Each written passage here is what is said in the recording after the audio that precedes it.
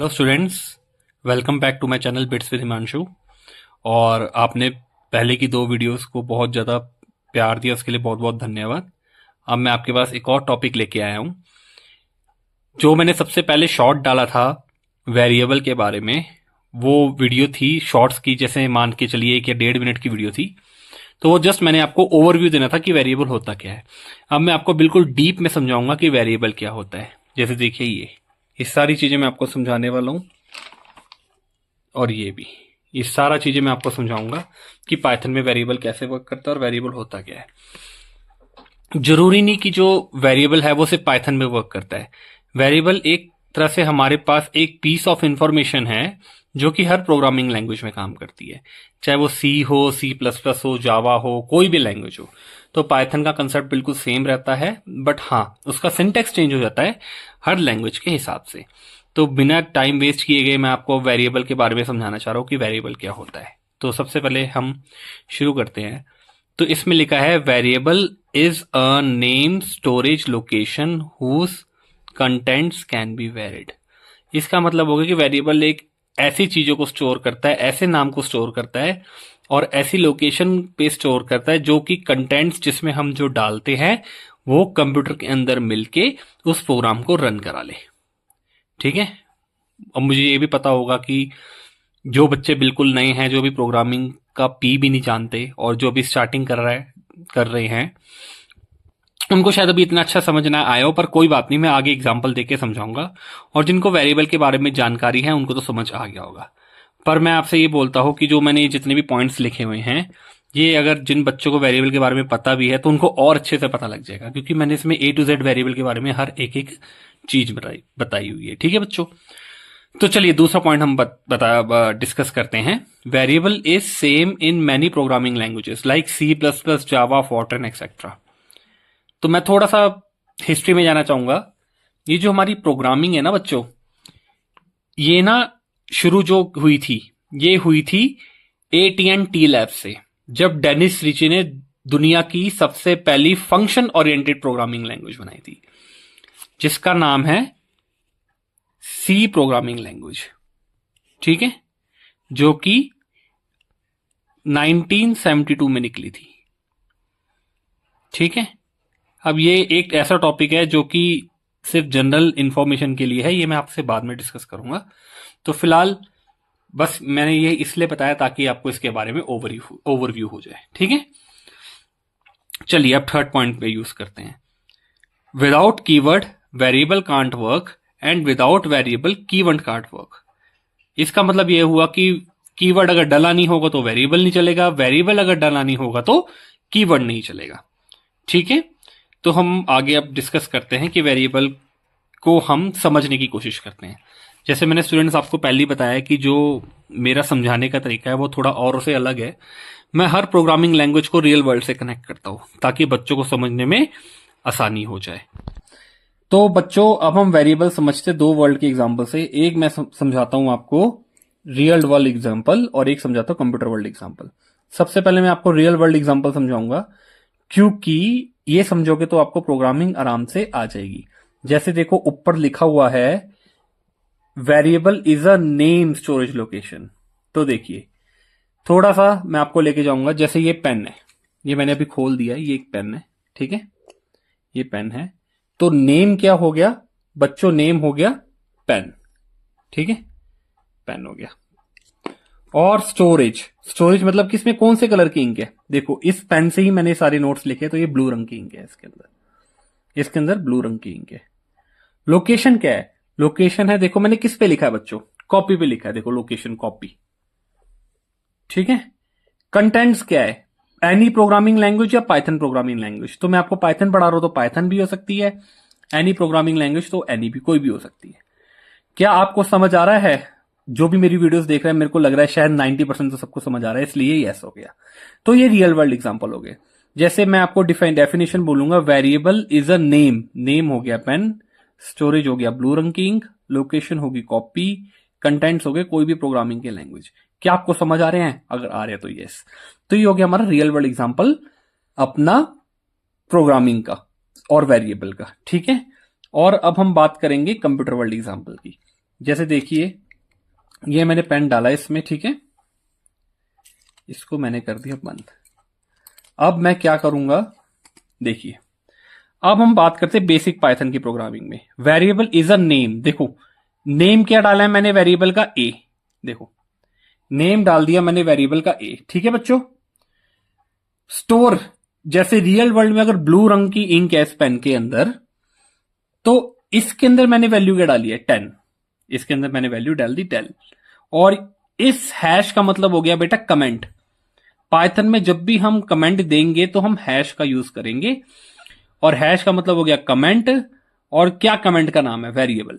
इससे ये होता है कि जिन बच्चों को प्रोग्रामिंग समझने में थोड़ी दिक्कत हो रही है तो वो इससे बहुत आराम से समझ जाते हैं।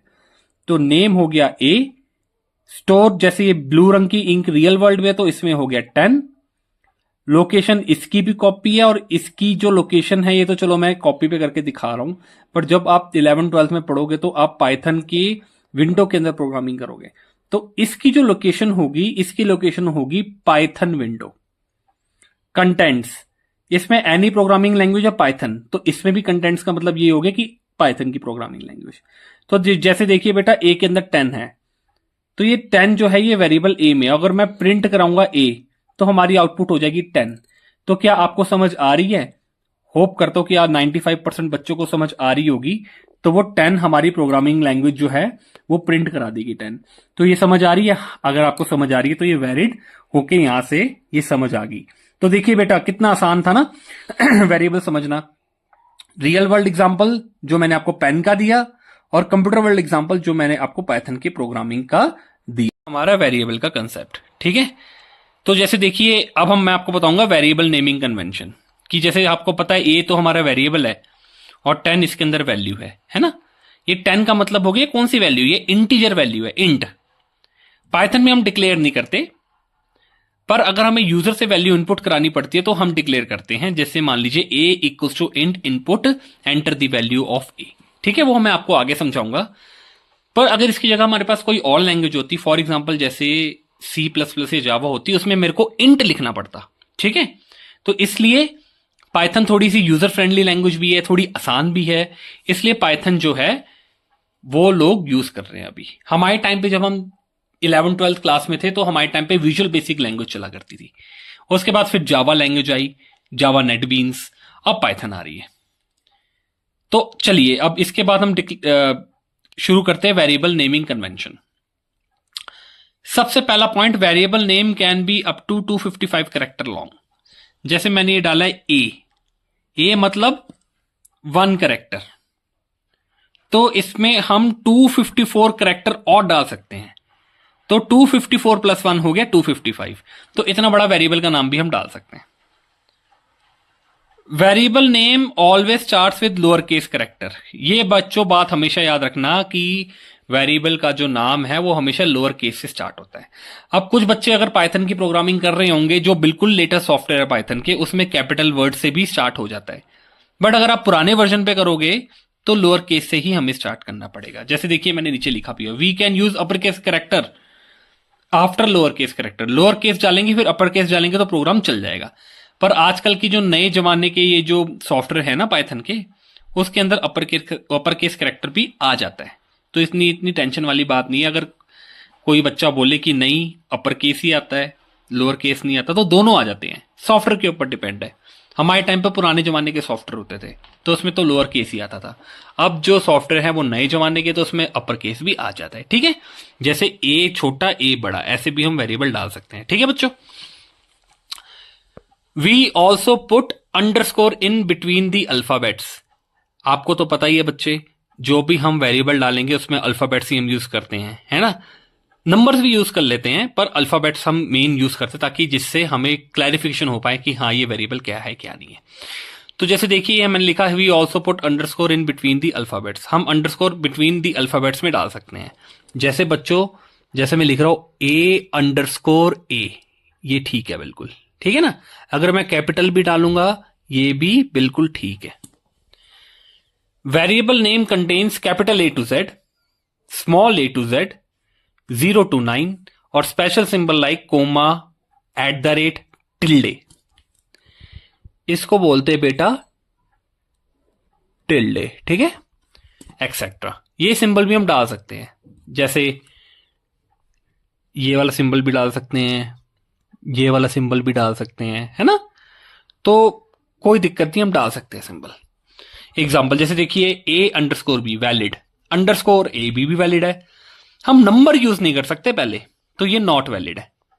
अगर हमें नंबर यूज कराने हैं तो हम पहले A123 डालेंगे तब भी चल जाएगा, A_123 डालेंगे तब भी चल जाएगा।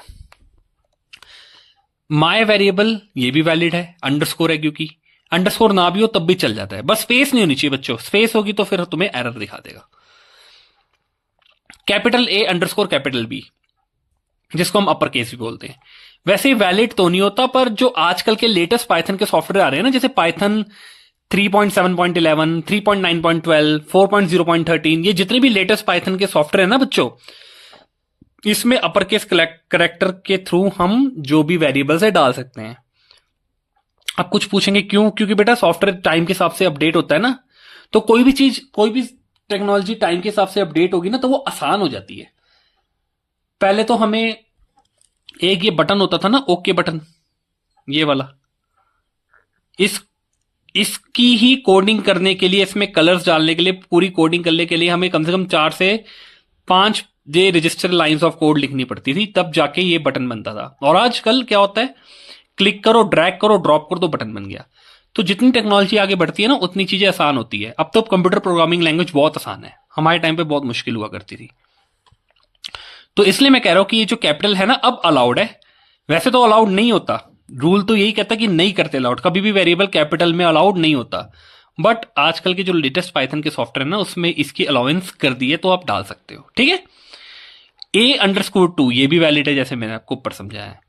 तो आशा करता हूं बच्चों आज के लिए फिलहाल इतना ही। ये वेरिएबल का टॉपिक आपको पूरा अच्छे से समझ आ गया होगा, और कल हम डिस्कस करेंगे बेटा डेटा टाइप्स। मैंने कीवर्ड्स डिस्कस कर लिए, वेरिएबल डिस्कस कर लिए, कल मैं डाटा टाइप डिस्कस करूंगा, फिर उसके बाद ये सारा डिस्कस करूंगा। ठीक है बच्चों, thank you so much for supporting me.